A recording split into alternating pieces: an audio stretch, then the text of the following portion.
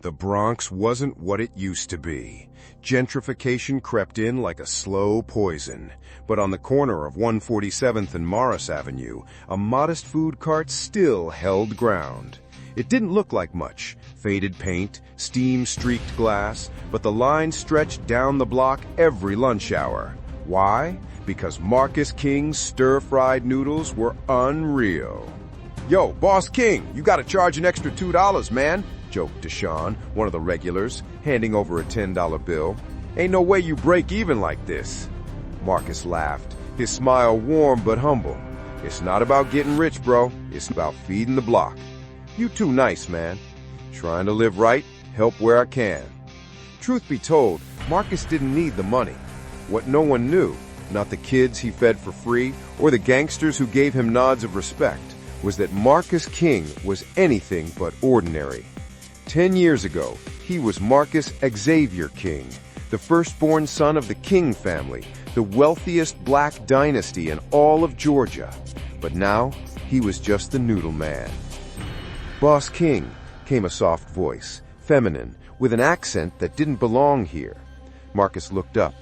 A stunning woman stepped forward, dressed in a sharp custom suit, long braids cascading over her shoulder like silk ropes. Her skin was caramel smooth, her cheekbones high, her eyes fierce. "Can I help you?" Marcus asked, eyebrow raised. "I'm here on behalf of the Badu family, the wealthiest black family in New York. My name is Bina Jang, daughter of Badu Jang. I've come with a bride price, our entire family's name, to ask for your hand in marriage." The crowd went dead silent. A few men whistled, others just stared, noodles halfway to their mouths. Marcus blinked. "You want to marry me?" She replied, "Yes, dead serious. You've hidden in plain sight, Mr. King, but I know who you are. You're the real king behind the curtain, a man of principle. I come not out of pity, but deep admiration." Marcus laughed nervously. "Lady, I fry noodles in the street. I'm nobody." "Wrong," Bina said. "You are everything. You turned down billions. You walked away from power. You live in humility, but I see the storm you hold back, and I want to stand beside that." "I appreciate the flattery," Marcus said slowly, "but I already have a fiance. We're getting married in 3 days." A low growl of tension filled the air. Just then, a group of men in black hoodies approached the cart, baseball bats in hand. Their leader, a short but stocky man with a gold tooth and 3 teardrop tattoos under his eye, stepped forward. "Yo, Noodle Man, all the shops around here pay the Dragon Lords for protection. You the only one that don't." "I protect myself just fine," Marcus said coolly. "Oh, you tough, huh?" The man smirked, tapping the bat against the pavement. "Gotta show you some pain." Before Marcus could respond, Bina Jang turned to her driver and calmly said, "Break their legs." The driver, a 6'5" ex-Marine type, moved like a phantom. In seconds, the gang was crying on the sidewalk, bat splintered, kneecaps shattered. "Miss Jang," Marcus snapped, "you can't just—" "You'll thank me later," she replied, brushing non-existent dust from her shoulder. "Violence ain't how I do things. But you can do violence. I can feel it." Marcus shook his head. "You need to go. I'm not the man you think I am." Bina tilted her head. "We'll see. I'll be at your wedding. Maybe then you'll change your mind." And just like that, she was gone. Later that evening, as the sun sank into Harlem's skyline, Marcus sat on the roof of his brownstone thinking. The world he left behind was trying to drag him back in. And just when he was ready to breathe again, she appeared. Ayo, Marcus. It was Asha Tang, his fiancée. Tall, confident, beautiful. A Harvard MBA with corporate dreams and runway curves. But she wasn't alone. Standing next to her was a man in a $1,000 suit, Derek Tang, her cousin, and the new CEO of Tang Dynamics.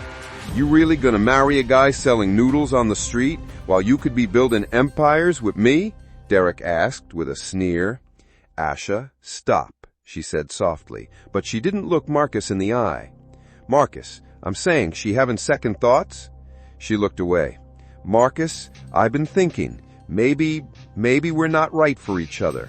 Marcus froze. 3 years ago, you told me you walked away from the king fortune to live humbly. I respected that. But now, I've outgrown humble. So it's about money. It's about legacy. Derek's company just signed $1 trillion deal with KWON Group, the most powerful conglomerate in the world. Marcus went silent. He knew KWON Group all too well, because he'd created it. Before he walked away, before the world forgot his name, Marcus King was the original architect behind the secret investment empire that controlled half the Fortune 500.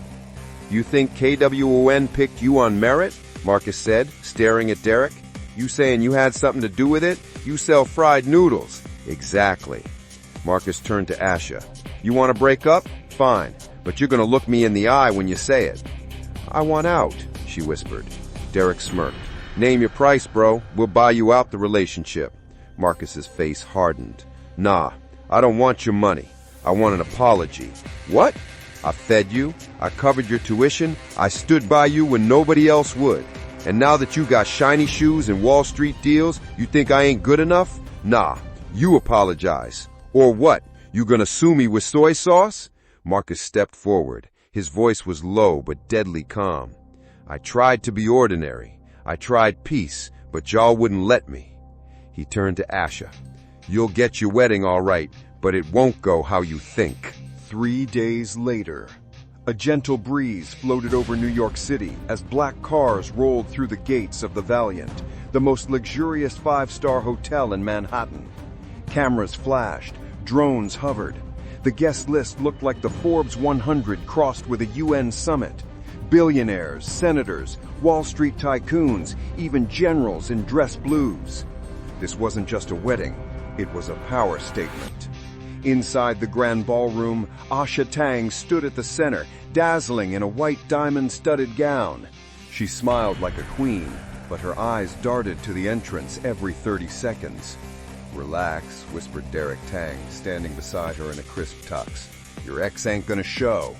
Still, Asha muttered, he always had a way of pulling the unexpected. Meanwhile, Marcus King wasn't on a white horse. He was stepping out of a matte black Maybach, dressed in a perfectly tailored white tux, his locks pulled back, a diamond sword lapel pin glinting on his chest. Flanking him, Chen Ping, a martial arts master and head of the Dragon Gate Society. Xiao San, tech billionaire and leader of Temple One. Tong Chong An, secret head of Global Wealth Intelligence. And most shockingly, Zun Long, founder and chairman of KWON Group himself. Boss King, said Zun Long, bowing low. Everything's been arranged. The street noodle man had arrived, and the world was about to see who he really was. Inside the ballroom, the wedding began. Violinists played. Drones projected holographic cherry blossoms in midair. A priest stepped forward. Dearly beloved, we are gathered to... The doors slammed open. Gasps. Phones lifted. Marcus King walked in like the ghost of a legend. Asha's eyes widened. Derek's jaw locked. Marcus walked directly to the altar. Not a step wasted. His voice was calm. Sorry I'm late. I brought a few friends. Zun Long stepped beside him, raised a hand. I have an announcement. Everyone froze. The $1 trillion deal between KWON Group and Tong Dynamics, he looked at Derek and Asha, then smiled coldly, has been cancelled. What? Derek barked. You can't! Zun Long ignored him. We've decided to redirect the entire investment to King Industries. There was no King Industries until now. The crowd broke into chaos. Asha stepped forward, trembling. You did this? Marcus leaned in, whispering just loud enough for her to hear. I told you were going to see who I really am. Security tried to approach. Chen Ping moved once, only once, and 7 men hit the floor without a sound. Marcus turned to the priest. Continue. Who's the bride? "Bina Jang," said a sultry voice. Everyone turned. Bina walked down the aisle in a deep red silk gown, regal and composed. Her family, the Badu clan, stood behind her. Everyone stepped back as she approached Marcus and took his hand. "I've never seen anything like this," someone whispered. "You are now," someone else replied. As the priest declared them husband and wife, Asha watched in silent disbelief. The man she thought was below her had just embarrassed her in front of the world. Derek wasn't silent. "This is a setup, a con." "No, Derek," said Zunlong. "This is power, and you were foolish enough to ignore it." "You think this makes him better?" Asha snapped. "He abandoned his family, his wealth, everything." Marcus turned. "I didn't abandon anything. I walked away to find my soul." He turned to the crowd. "My name is Marcus Xavier King. 10 years ago, I gave up my title to see the world without a crown. I found out who my real friends were, what love really means, and who I am when the noise fades. Now, I'm done hiding." He raised a hand. Giant screens lit up around the ballroom, displaying global investment charts, military-grade patents, underground syndicate treaties. "I am the architect of the KWON Group. I've advised presidents. I own stakes in weapons, tech, medicine, food distribution. My silence let others play pretend. But today, on my wedding day, I speak." The crowd stood silent. "Let this be known," he continued. "The kings are back." Later that night, as fireworks bloomed above the Hudson River, Marcus stood on the rooftop, alone. Bina came up behind him, champagne in hand. "Still want to be a noodle man?" she asked. He smirked. "Maybe once a week." "You handled it all with grace," she said. "Asha, your family, the whole empire." Marcus exhaled slowly. "This ain't the end. It's the beginning." 2 days after the wedding, the headlines hadn't stopped. Street vendor revealed as global powerhouse behind trillion-dollar empire. Marcus King, the hidden architect of Kuhn Group. Ex-fiance humiliated as groom marries rival heiress in a historic ceremony. The world knew his name now. But Marcus King wasn't celebrating, because when you step into power, you invite war. An emergency board meeting was underway in a towering class mansion, the ancestral home of the King family, or as Marcus used to call it, the house that forgot him. In a vast conference room sat Earl King, Marcus's estranged father, confined to a hospital bed, kept alive by machines and regret. Linda King, Earl's new wife, the woman Marcus blamed for his exile. Levi King, Marcus's half-brother, smirking with fake charm and $1,000 blazer. Shareholders, cousins, lawyers, snakes in suits. They were all here because Earl was dying, and someone had to take over. "Let's be honest," Levi said, tapping a Mont Blanc pen. "Marcus gave up his rights 10 years ago. He's a street vendor who pulled a publicity stunt. He's not just a vendor anymore. The president of Ghana sent him a personal wedding gift. The Kuhn Group follows his lead. You don't get that frying noodles." "Still," Levi countered, "he lacks experience. He's been off-grid for a decade. I've kept this company alive." The doors opened. Marcus entered, dressed in all black. No tie, sleeves rolled up, and an aura of complete control. Behind him, Chen Ping, Bina, and Zunlong. He walked directly to his father's bedside. "Dad." Earl coughed weakly. "Marcus, you really came back." "I came to take back what's mine." Earl looked up with tired eyes. "You still angry?" "No, I've outgrown anger. Now I deal in accountability." Marcus turned to the board. "I've already secured controlling interest. I bought out the quiet shares." "What?" Levi snapped. "I am the majority shareholder," Marcus said calmly. "As of this morning, I own 51% of King Enterprises." The room exploded. "Impossible!" Zunlong stepped forward. "Nothing is impossible when you inspire the world's largest private fund. We simply followed our founder." "You're bluffing," Levi spat. Marcus turned to a monitor and clicked. On screen, emails, signatures, timestamps, and footage of Levi embezzling funds and funneling company resources into offshore shell companies. I didn't want to use this, but you gave me no choice. Levi went pale. You set me up? No, you set yourself up. I just kept the receipts. Earl coughed again. You're the rightful heir. I was always the rightful heir.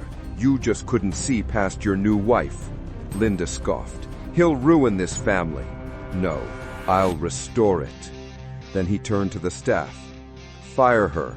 Remove Levi from the building. Freeze all accounts. The King family is under new leadership. Security moved. Levi shouted. Linda wept. But it was over. That night, Marcus stood at the top of the King Tower overlooking the Atlanta skyline.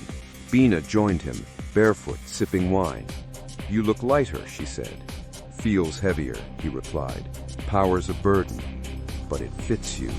Marcus turned to her, taking her hand. I didn't want this life. I wanted peace, simplicity. But when the world pushes, you gotta push back harder. And now, she asked. Now, I don't run from anything. He looked up at the stars. I built empires. I lost love. I reclaimed my name, but this, right now, is the start of something new. He smiled for the first time in days. Let the world know the King has returned. Somewhere in a quiet studio in Brooklyn, a teenage kid read the article about Marcus King on his cracked phone and whispered, "One day, that's gonna be me." And just like that, the legend grew.